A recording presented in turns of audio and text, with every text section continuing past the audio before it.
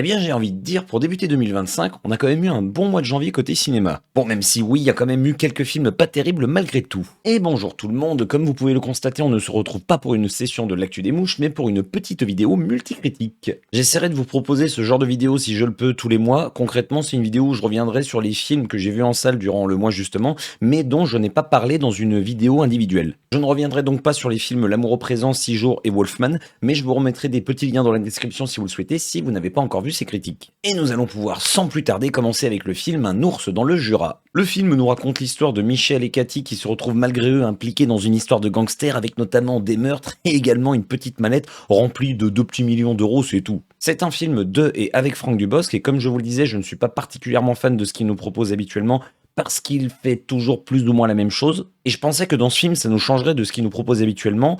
On va dire que c'est le cas, mais pas tout le temps. Tu sens qu'il y a quelques moments où il retombe un petit peu dans ces personnages un petit peu précieux, si je puis dire. Il faut pas du tout le voir comme quelque chose de méchant quand je dis ça, c'est juste que quand tu regardes ses sketchs ou la plupart des films dans lesquels il a participé, bah tu retrouves ce côté précieux justement. Bref, pour revenir au film, pour faire simple, c'était sympathique. Je m'attendais quand même à mieux honnêtement, mais j'ai passé un bon moment devant, j'ai plutôt bien rigolé. Il y a un truc que j'ai bien aimé dans le film, c'est que malgré le fait que ce soit Franck Dubosc à la réalisation et en tant que personnage principal, eh bien justement son personnage n'a pas été mis plus en avant que les autres. On a par exemple Laure Calamy qui joue le rôle de sa femme, qui a quand même une bonne présence à l'écran, et il y a également Benoît Poelvoorde qui lui a une histoire un petit peu annexe, il joue le rôle du policier, mais on va quand même s'intéresser à son personnage, à sa vie privée, et je trouve que le tout nous a proposé un plutôt bon équilibre. Après, je dois reconnaître que je me suis un petit peu fait avoir par la bande-annonce parce que comme on aperçoit un grand méchant à un moment donné, enfin en tout cas quelqu'un qui semble être un grand méchant, je m'attendais à ce qu'il arrive assez tôt dans l'intrigue et finalement c'est pas du tout le cas. Du coup, on va beaucoup plus s'attarder sur l'histoire du village et de ses habitants, ce qui fait qu'il va y avoir pas mal d'intrigues qui vont s'entremêler entre elles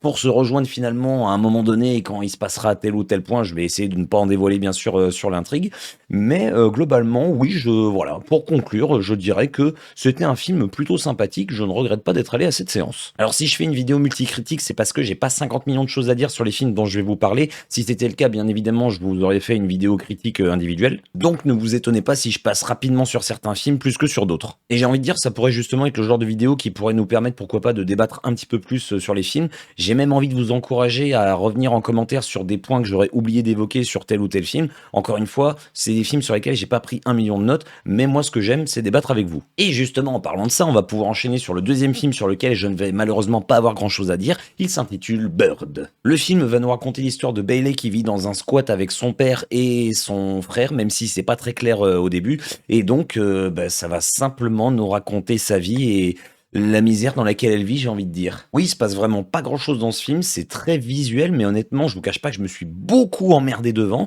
Je pense que ce film peut potentiellement faire partie de mes flops. Alors, il y a plein de personnes qui ont adoré le film. Moi, personnellement, voir de la crasse et de la misère pendant, je sais même plus combien de temps durait le film. Enfin, tu vois quasiment du début à la fin, juste la misère par-ci, par-là. Tu vois juste des relations qui essaient de se construire entre les personnages, mais même ça, je trouve que c'est pas forcément tout le temps crédible. Je pense notamment au personnage de Bug, le père de Bailey.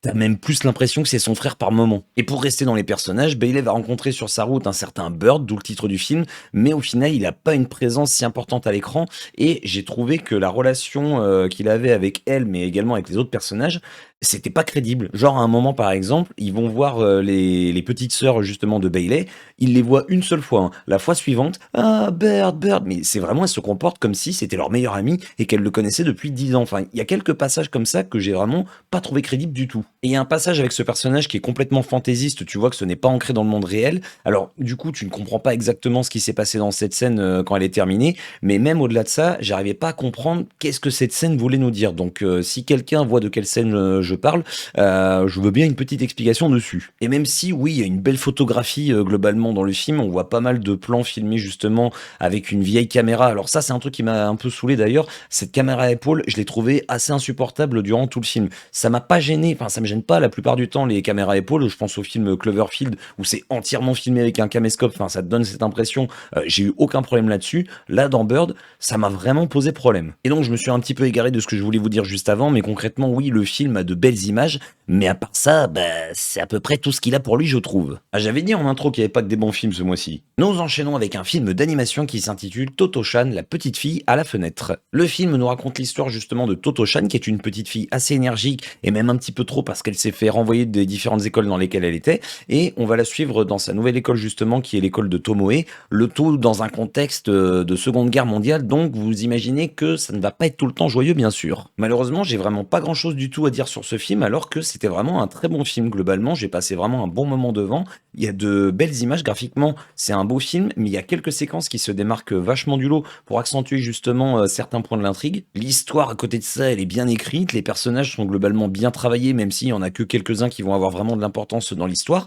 Et c'est un film qui est assez émouvant, je pense honnêtement que, enfin c'est même pas je pense, ça m'a rappelé un petit peu le Tombeau des Lucioles, alors dans un autre contexte, parce que dans le Tombeau des Lucioles, ça se passe en dehors d'un village justement, là on la suit avec justement toute la civilisation autour d'elle, et c'est un film qui dans le fond n'est pas si joyeux que ça, qui est même assez dur, notamment par rapport au contexte et par rapport au sort de certains personnages, mais je vais pas spoiler pour ne pas vous gâcher le plaisir, mais justement on a le personnage de Toto-chan qui contrecarre un petit peu ce côté dur, et ça rend le film assez léger, sans pour autant faire abstraction du sujet qui est traité justement, mais je trouve qu'il y a vraiment un très bon équilibre dans ce film. Mais quand on a des bons films comme ça, mais qu'il y a zéro com dessus, bah forcément on va pas les laisser à l'affiche pendant 3 ans, hein. Honnêtement, je crois qu'il est resté une seule semaine à l'affiche par chez moi, et il y avait genre 2 ou 3 séances maximum par jour. Oui, je le dis et je le redirai tous les ans, ça me saoule de voir des films qui cartonnent ou qui fonctionnent un minimum au box-office, alors que c'est des bousasses infâmes uniquement parce qu'ils ont le pognon pour faire justement de la com, et de voir à côté de ça des très bons films comme celui-ci, qui bide complètement. Bon, on va se calmer, on va passer au film suivant. Il s'agit de La chambre d'à côté.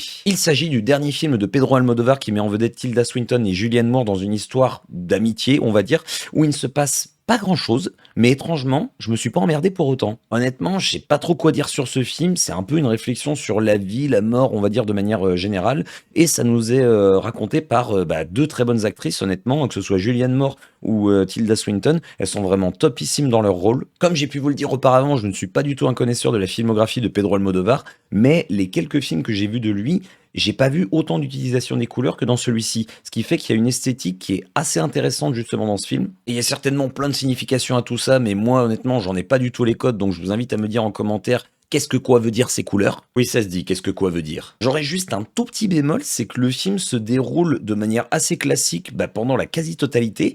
À un moment donné, je vais pas vous spoil, mais t'as une cassure, il se passe un événement en particulier et le film a l'air de basculer dans quelque chose de totalement différent. Et je pensais que le film n'était pas terminé à ce moment-là et qu'il y aurait encore une suite pendant, je sais pas, on va dire une bonne 15-20 de minutes.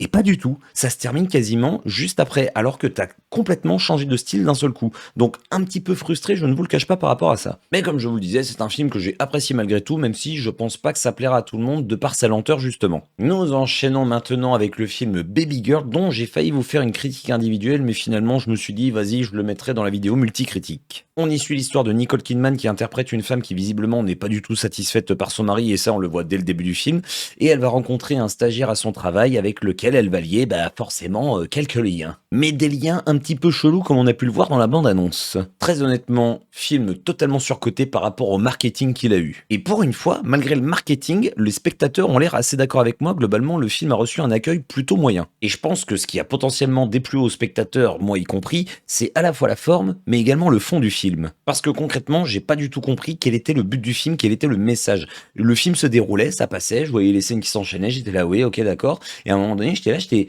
mais qu'est-ce qu'on veut me dire en fait? Et je trouve que l'ensemble des couples de manière générale, on n'y croit pas du tout. Enfin honnêtement, Kidman avec Banderas, je les ai pas trouvés bons ensemble. Individuellement, ils sont bons, mais ensemble, j'y crois pas.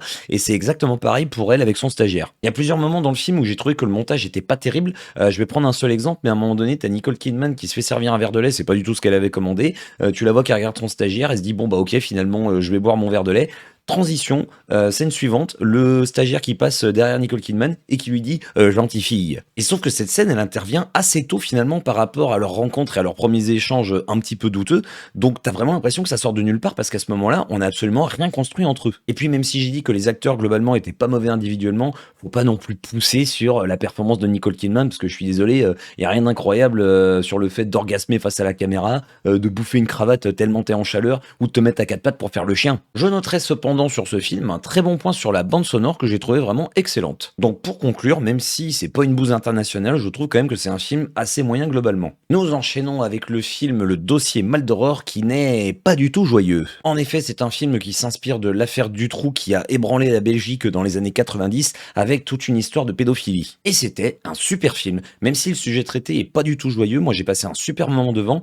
C'est un petit peu long par moment, ça traîne un petit peu en longueur et pourtant le montage il est assez rythmé, enfin t'as pas trop le temps de t'ennuyer mais tu sens quand même un petit peu la longueur par moment. Les personnages sont assez bien travaillés, alors j'ai pas trop envie de vous en dévoiler parce que comme c'est un film policier j'ai plutôt envie de vous laisser découvrir ça. Mais après avoir vu le film je me suis renseigné un petit peu justement. Le réalisateur s'est inspiré donc de l'affaire Dutroux comme je vous le disais. La première moitié du film il a dit qu'elle était extrêmement fidèle à la réalité, par contre la deuxième moitié elle est quasiment entièrement fictionnel. C'est un film qui veut nous montrer le côté laxiste de la justice en Belgique dans les années 90, mais je suis désolé, il y a plusieurs moments où j'étais en train de me dire, mais en France, ce serait exactement pareil. Et sans vouloir ouvrir de porte pour partir dans des débats à la con, je suis désolé, mais ça m'a tellement énervé quand je voyais certaines scènes à l'écran et que je me disais, ben, ça se passerait comme ça encore aujourd'hui. Enfin bref, très bons acteurs, très bonne histoire, une tension qui est maintenue pendant une bonne partie de l'intrigue, ça fait un petit peu les montagnes russes au niveau des émotions et il y a des moments où ouais, t'as un petit peu le palpitant. Donc si vous ne l'avez pas vu et que vous avez l'occasion de le voir, je ne peux que vous encourager à y aller. Et si vous avez trouvé que le film n'était pas assez sombre, eh bien laissez-moi vous parler de Mémoire d'un escargot. C'est un film d'animation en stop motion qui va suivre l'histoire de Grace qui collectionne des escargots et qui se retrouve séparée de son frère durant l'enfance et elle va nous raconter un petit peu toute sa vie. Et franchement, si vous êtes dépressif, c'est pas du tout le genre de film que je vous conseille d'aller voir parce que il n'y a pas grand chose de joyeux dedans. Mais malgré ça, c'était très bien. Franchement, l'animation, elle est top.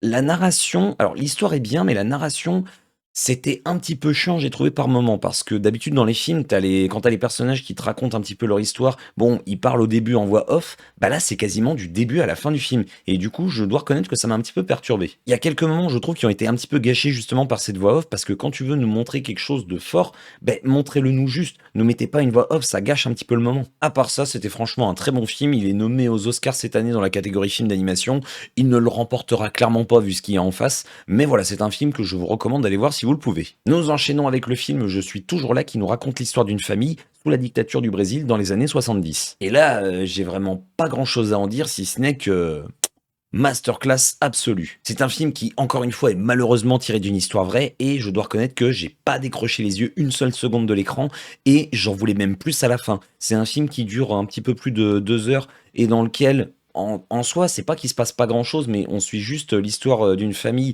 dont le père se fait enlever justement par la milice brésilienne. Et bah, suite à ça, ça va être la femme et une des filles qui va se faire enlever également pour se faire interroger. On va nous montrer un petit peu les différents sévices qu'ils vont subir en prison. Et derrière, on va nous montrer la tentative de reconstruction de la famille, qu'est-ce qu'ils vont mettre en place pour essayer de retrouver leur père qui, lui, n'est jamais revenu justement à la maison. Franchement, c'était vraiment hyper intéressant. Et Fernanda Torres, qui interprète justement le rôle de la mère, elle est nommée dans la catégorie meilleure actrice cette année pour les Oscars, elle mérite clairement de l'avoir. Mais bon, je sens que ça va être demi-mour, c'est pas grave. Donc je l'annonce de suite, je vois difficilement comment ce film pourrait ne pas se retrouver dans mon top 10 à la fin de l'année. Nous enchaînons avec le film Vol à haut risque avec Mark Wahlberg, qui est un film réalisé par Mel Gibson, qui était nul. Sérieusement, je vois pas comment qualifier le film autrement. Déjà d'une, c'était moche. De deux, l'histoire était pas travaillée du tout, de même que les personnages. Le film te fait te poser plein de questions, mais tu n'as absolument aucune réponse à aucun moment. Allez, on va dire que t'en as une à la limite pour vous faire plaisir. Mais sérieusement, hein, je suis sûr que je peux vous citer au moins 5 points sur lesquels je me suis posé des questions dans le film et sur lesquels tu n'as absolument aucune réponse. Et je suis désolé, mais vu que le film est totalement bâclé, je ne vais absolument pas me priver de vous spoiler 2-3 trucs. On a déjà le personnage de Mark Wahlberg qui n'est absolument pas travaillé, tu n'as aucune réponse le concernant, et en plus de ça, il meurt comme une merde à la fin. Et même, on peut parler de l'ensemble du casting, les acteurs sont vraiment pas bons du tout dans leur rôle. Il y a des personnages, j'étais persuadé que c'était des méchants jusqu'à la fin du film, finalement pas du tout. Et justement, tant qu'on y est en parlant de la fin, t'as un personnage, tu l'entends plusieurs fois au téléphone pendant le film, et quand tu le vois sur un plan qui dure 5 secondes, et vraiment, on se serait cru dans un téléfilm du dimanche, il débarque comme ça, avec les bras en l'air, il est... Mais je vous jure, je n'en rajoute même pas, j'étais mort de rire. Donc je soupçonne Mel Gibson d'avoir voulu troller le monde du cinéma en nous proposant un film de merde. Et nous enchaînons avec l'avant-dernier film qui s'intitule Brûle le sang. L'histoire se déroule à Nice et c'est pas la première fois qu'on a des films qui nous montrent la violence dans cette ville, alors que pourtant c'est pas la seule en France qui est comme ça, il me semble. Et on va y suivre l'histoire d'une famille géorgienne dont le père va se faire violemment abattre en pleine rue et va s'en suivre toute une histoire derrière. C'est pas vraiment un film policier, c'est plus une histoire de justice, vouloir se faire justice soi-même. Et franchement, je m'y attendais pas, mais c'était vraiment pas mal du tout, c'était même assez bon. Le film prend vachement au trip par moments, t'as des séquences qui sont assez mémorables, le film est sombre, le film est glauque, t'as de l'empathie pour les personnages, enfin les acteurs sont bons de manière générale, l'histoire t'as envie de la suivre vraiment jusqu'à la fin, t'as des révélations à des moments donnés, enfin honnêtement moi je m'y attendais pas du tout, et même le dénouement est assez travaillé, visuellement c'est très propre, il y a une façon de filmer qui est un peu bizarre, enfin ça fait vraiment un effet zoom on peut dire avec le centre de l'image, ça c'est quasiment pendant tout le film, mais t'as l'image au milieu qui est nette, et tout le reste sur les côtés c'est vachement étiré, du coup alors il y a quelques moments ça fait un peu bizarre parce que quand t'as des personnages qui sont sur le côté, t'as l'impression qu'ils ont des bras énormes alors qu'en soi pas plus que ça, mais ça donne je trouve un certain charme au film et honnêtement je vous le conseille. Et nous allons terminer cette vidéo qui je l'espère ne sera pas trop longue pour vous, même si j'ai envie de dire si on aime le cinéma on s'en fout un petit peu de la durée de vidéo, avec le film Better Man. Le film nous raconte l'histoire et notamment la carrière professionnelle du chanteur Robbie Williams à travers un singe. Et là aussi c'était bon, franchement le film était bon et je vais vous dire il y a un truc qui m'a vachement plu dans ce film, c'est que malgré le fait que Robbie Williams visiblement c'est lui le narrateur donc il a forcément eu tout son mot à dire sur la réalisation du film, il a rien caché, enfin tu vois vraiment tous ses délires, tu vois tous les trucs pas bien qu'il a fait, donc ça fait plaisir de voir un biopic où on n'a pas voulu lisser tous les trucs qui n'ont pas été clean de la part justement des personnages. Et donc ça apporte quelque chose de vachement touchant et de vachement humain dans le film. Le gros reproche que je lui ferais ce serait peut-être sa longueur en raison de certains passages qui sont un peu trop présents. Il y a tout le côté cocaïnomane qu'on nous montre dans le film, à un moment donné c'est bon on a compris quoi, je vous jure, je pense qu'il y a au moins facile 30 à 45 minutes de plan où on voit Robbie Williams justement sniffer de la coke. Après, peut-être que sa carrière elle se résume à ça, hein. Non, je rigole, et franchement, ça nous montre pas mal de facettes de Robbie Williams, alors on aime ou on n'aime pas le personnage, moi personnellement j'aime beaucoup ce qu'il fait musicalement, et au niveau des séquences, t'as quelques passages quand même qui sont assez mémorables, il y a même des moments où je me demandais si ça s'était vraiment produit, et en fait, oui, c'est le cas. Et finalement, je trouve que c'est assez intelligent d'être passé par un singe pour le rôle principal, parce que ça a permis quelques fantaisies qui reflètent justement, qui nous montrent vraiment quelle était sa personnalité et quels étaient les troubles psychologiques qu'il pouvait avoir. Donc franchement, non, très bon biopic que je vous encourage à regarder. Alors je sais que certaines personnes, je pense à ma cousine qui déteste Robbie Williams, je pense qu'elle n'ira pas le voir, mais honnêtement, moi j'ai passé vraiment un super moment devant. Et nous en avons terminé pour cette vidéo multicritique. Alors c'est possible que sur la fin, sans m'en rendre compte, je sois passé un petit peu plus rapidement sur les films pour pas que la vidéo s'éternise. J'essaierai soit d'en proposer 2 dans le mois, soit de faire un peu plus de critiques individuelles pour les prochaines fois. En tout cas, j'espère que vous aurez apprécié cette vidéo et je vous encourage à réagir en commentaire sur tel ou tel film pour qu'on puisse en débattre ensemble. Et j'espère aussi et surtout que je vous aurai donné envie de voir certains films que vous n'auriez pas vus. Avant de vous laisser, n'hésitez pas encore une fois à vous abonner à la chaîne pour vous tenir au courant de l'actualité cinématographique et vidéoludique. N'hésitez pas également à me laisser un petit pouce comme ceci ou comme ceci. Et comme d'habitude, il ne me reste plus qu'à vous souhaiter une très bonne journée, une très bonne soirée et ou une très bonne nuit. Comme d'habitude, prenez soin de vous et bisous tout le monde.